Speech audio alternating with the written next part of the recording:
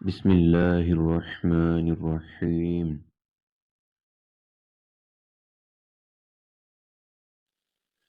جنید صابر channel کے معزز خواتین و حضرات، السلام علیکم۔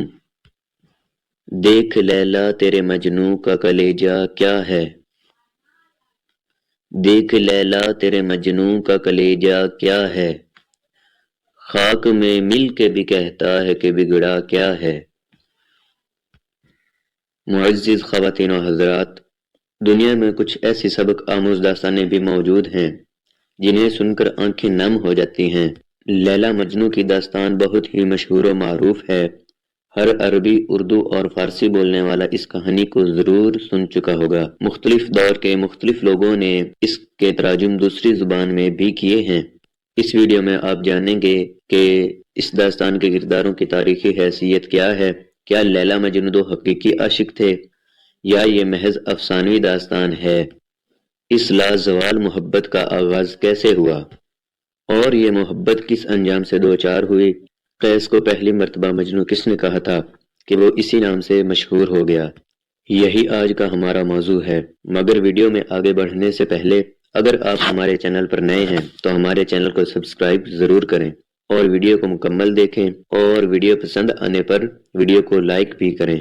ناظرین کرام، کہا جاتا ہے کہ فرانس کے ایک میوزیم میں آج بھی لیلا مجنوں کی اصل تصاویر موجود ہیں۔ مجنوں لغوی طور پر پاگل، دیوانے اور عاشق کو کہتے ہیں۔ لیلا کا اصل نام لیلا بنت مہدی ابن سعد بیان کیا جاتا ہے۔ عربی زبان میں لیلا رات کے لیے بولا جاتا ہے۔ عربی زبان میں لیلا مجنوں کی بجائے مجنوں لیلا کہا جاتا ہے، یعنی لیلا کا پاگل۔ شیخ نظامی گنجوی کے قصے لیلا مجنوں کے مطابق لیلا اور مجنوں بچپن میں ایک ہی مدرسے میں پڑھتے تھے، تب ہی ان میں باہمی الفت پیدا ہوئی۔ مجنوں کی توجہ تعلیم کی بجائے لیلا کی طرف ہی رہتی تھی، جس پر استاد سے سزا ملتی، مگر استاد کی چھڑی مجنوں کے ہاتھوں پر پڑتی تھی اور درد لیلا کو ہوتا تھا۔ یہ ایک قدرت کا کرشمہ تھا۔ استاد نے یہ سب کچھ جاننے کے بعد لیلا اور مجنوں کے گھر والوں سے بات کی کہ ان دونوں کو ملا دیں۔ استاد نے یہ بات لیلا اور مجنوں کے گھر والوں کو بتا دی، جس پر لیلا کے مدرسے جانے اور گھر سے باہر نکلنے پر مکمل پابندی لگا دی گئی۔ ایک دن پھر مجنوں کی نظر لیلا پر پڑی تو بچپن کا عشق پھر تازہ ہو گیا۔ مجنوں نے لیلا کے باپ سے لیلا کا ہاتھ مانگا، مگر لیلا کا باپ نہ مانا۔ لیلا کے بھائی تبریز نے رشتہ دینے سے صاف انکار کر دیا۔ قیس کے والد اپنے خاندان والوں کے ساتھ لیلا کے والد کے پاس گئے اور لیلا کے رشتے کی بات کی،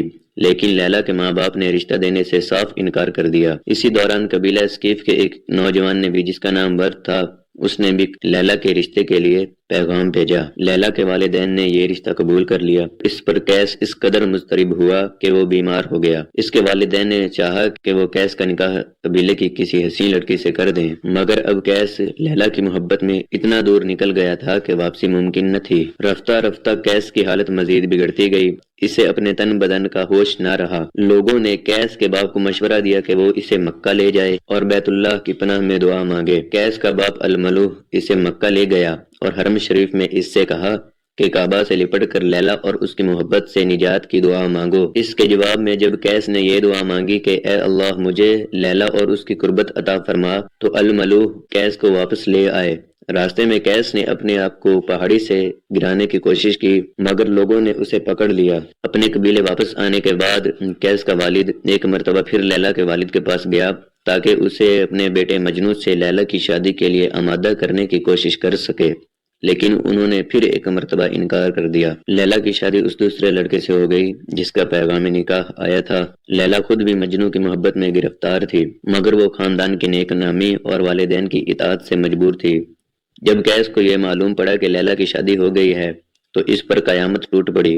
اس کا ذہنی توازن بگڑ گیا، وہ بالکل ہی اپنے وجود کو بھول گیا اور گوشہ نشین ہو گیا۔ پھر ایک صحرا کی طرف چلا گیا، لیلا کو آوازیں دیتا اور پہاڑوں، درختوں اور جنگلی جانوروں سے پوچھتا کہ میری لیلا کہاں ہے۔ اسی دوران اس کی نظر ایک ہرن پر پڑی اور وہ اس کے پیچھے چلا گیا اور ایک دم نگاہوں سے اوجھل ہو گیا۔ اس کے گھر والے اسے صحرا میں ڈھونڈتے رہے۔ بالآخر 4 دنوں کے بعد وہ انہیں ریت پر مردہ حالت میں پڑا ہوا ملا۔ روایات کے مطابق لیلا بھی ایک شاعرہ تھی۔ یہی وجہ ہے جس نے اس محبت بھری داستان کو ایک المیہ بنا دیا جس کے لیے دل اور آنکھیں روتے ہیں۔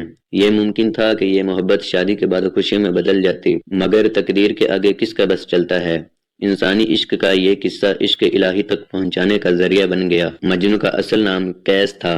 ایک مرتبہ امام حسن رضی اللہ تعالی عنہ کہیں سے گزر رہے تھے تو راستے میں قیس بیٹھا خود پہ ریت پھینک رہا تھا۔ حضرت امام حسن رضی اللہ تعالی عنہ اس کے پاس گئے اور فرمایا کہ اے قیس، تم بتاؤ خلیفہ علی کو ہونا چاہیے یا امیر معاویہ کو؟ تو اس پر قیس خاموش رہا۔ آپ نے ایک مرتبہ پھر اپنا سوال ارشاد فرمایا کہ اے قیس، تم بتاؤ خلیفہ علی کو ہونا چاہیے یا امیر معاویہ کو؟ تو قیس نے عرض کیا کہ خلیفہ تو میری لیلا کو ہونا چاہیے۔ اس پر حضرت امام حسن رضی اللہ تعالی عنہ نے فرمایا انت مجنون، یعنی تو دیوانہ ہو گیا، تجھے عشق نے تیرا یہ حال کر دیا کہ تجھے سب کچھ بھول گیا، تجھے کچھ بھی یاد نہیں، یاد ہے تو صرف تیری لیلا یاد ہے۔ یہ لفظ سب سے پہلے امام حسن رضی اللہ تعالی عنہ کی زبان سے جاری ہوا تھا۔ انت مجنون یعنی تو دیوانہ ہو گیا، یہ اتنا مقبول ہوا کہ قیس کسی کو یاد نہ رہ گیا تو صرف مجنوں یاد رہ گیا۔ اس پر مولانا روم فرماتے ہیں کہ اگر عشق لیلا یہ رنگ پیدا کر سکتا ہے تو پھر حضور صلی اللہ تعالی علیہ وآلہ وسلم کا عشق کیا رنگ لائے گا، پھر عشق الہی کیا باغ آباد کرے گا۔ دعا ہے کہ اللہ پاک ہمارے دلوں کو اپنی اور اپنے حبیب صلی اللہ تعالی علیہ وآلہ وسلم کی پکی اور سچی محبت سے روشن و منور فرمائے۔ آمین بجاہ النبی الامین صلی اللہ تعالی علیہ وآلہ وسلم۔ معزز خواتین و حضرات، لیلا مجنوں کا یہ مختصر قصہ جو آپ کی سماعتوں کی نظر کیا گیا، یہ شیخ نظامی گنجوی رحمۃ اللہ علیہ کی کتاب لیلا مجنوں سے لیا گیا ہے۔ مختلف دور کے مختلف لوگوں نے لیلا مجنوں کی اس داستان پر کئی کتابیں لکھی ہیں۔ کئی کتابوں میں یہ داستان رقم ہے۔ بالی ووڈ سمیت کئی فلم انڈسٹریز نے تاریخ کے ان کرداروں کے منظر کشی کرنے کی کوشش کی ہے۔ عشق حاضر ہے محبت کی سزا پانے کو، کوئی پتھر سے نہ مارے میرے دیوانے کو۔ یہ شہرۂ آفاق گیت بھی لیلا مجنوں کی اس محبت کی عکاسی کرتا ہے۔ بابا بلے شاہ فرماتے ہیں کیتا سوال میاں مجنوں نوں، تیری لیلا رنگ دی کالی ہے، جتا جواب میاں مجنوں نے، تیری اکھ نہ ویکھن والی ہے۔